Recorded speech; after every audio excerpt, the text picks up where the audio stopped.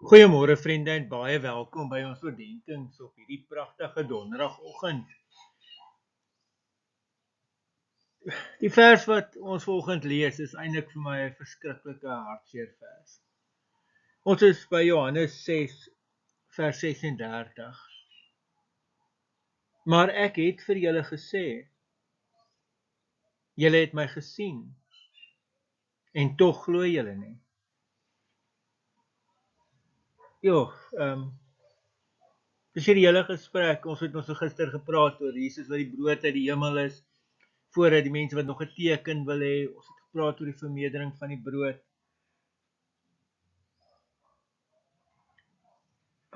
En nou maak Jesus hierdie opmerking. Na dit alles, en tog glo julle nie. Ek kan eintlik regtig die hartseer in Jesus se stem hoor, die pyn in sy stem hoor, dat nog steeds glo hulle nie. Dit is, amper wil ek sê, die tragedie van ongeloof, ondanks duidelike getuienis. Hierdie mense het Jesus self gesien, hulle het sy werke gesien, sy stem gehoor, sy teenwoordigheid beleef. En tog bly hulle in ongeloof. Weet dit wys vir my, geloof is nie 'n gebrek aan bewyse nie. Of ongeloof is nie 'n gebrek aan bewys nie, maar 'n probleem van die hart. Die tweede ding wat ek oor dit wil sê is dat geloof is meer as sig, dis meer as goed sien. Geloof is oorgawe. Die skare wou brood hê, wonderwerke hê, maar nie die meester self hê nie. Ware geloof kyk nie net na wat Jesus kan doen nie, maar gee jou oor aan wie Jesus is.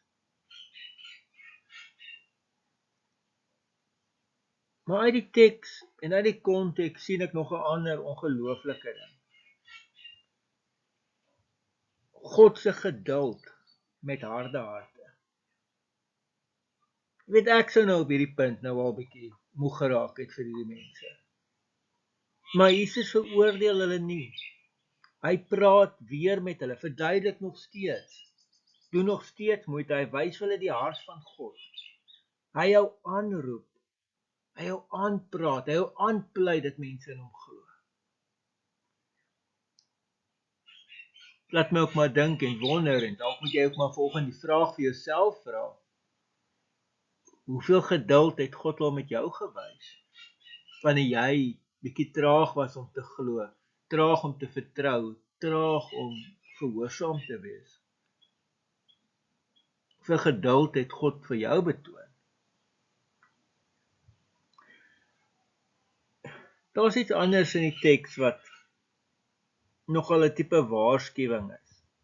Maar aan die een kant is dit ook 'n uitnodiging, en met hierdie gedagte gaan ons dan nou afsluit.